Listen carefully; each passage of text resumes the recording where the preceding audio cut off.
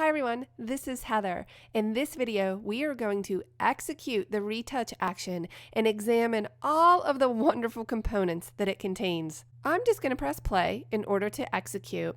And one thing you'll notice when you run this action is that nothing happens. And that's because you have to selectively apply the adjustments where you would like them. All of these adjustments contain layer masks.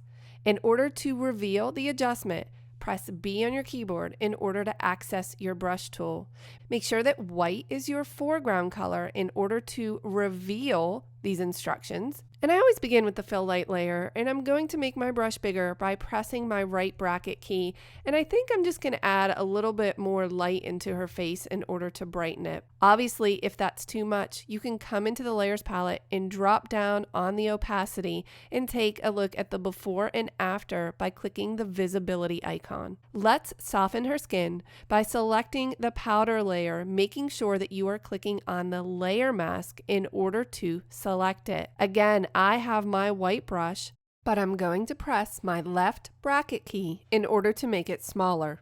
I think I would like to zoom in a little bit with the Command or Control plus, and then I'm just going to brush over her skin where I would like it to be softened. I'm going to avoid her hair, eyebrows, eyes, lips, jewelry, and that's because I just want her skin to be softened. I'm going to zoom out with a Command or Control minus on the keyboard and take a look at this adjustment. Here's before and here's after. And while I think it looks great, it's obviously too much for this photo. I like to place my adjustments on strong so that I can back them off to fit the image. I'm going to place my mouse over the opacity in the layers palette and drag down in order to reduce the opacity of this layer, and look at the before and after, and that looks much better. Let's take a look at these remaining 3 layers as they relate to the eyes. Command or Control plus to zoom in. I'm going to make my brush smaller with my left bracket key, and I'm going to use the contour layer in order to enhance her eyeliner. And I could also use it to darken the edges of her eyes. Here's the before and after. Again, reducing the opacity to fit the image. Let's take a look at the catch light layer.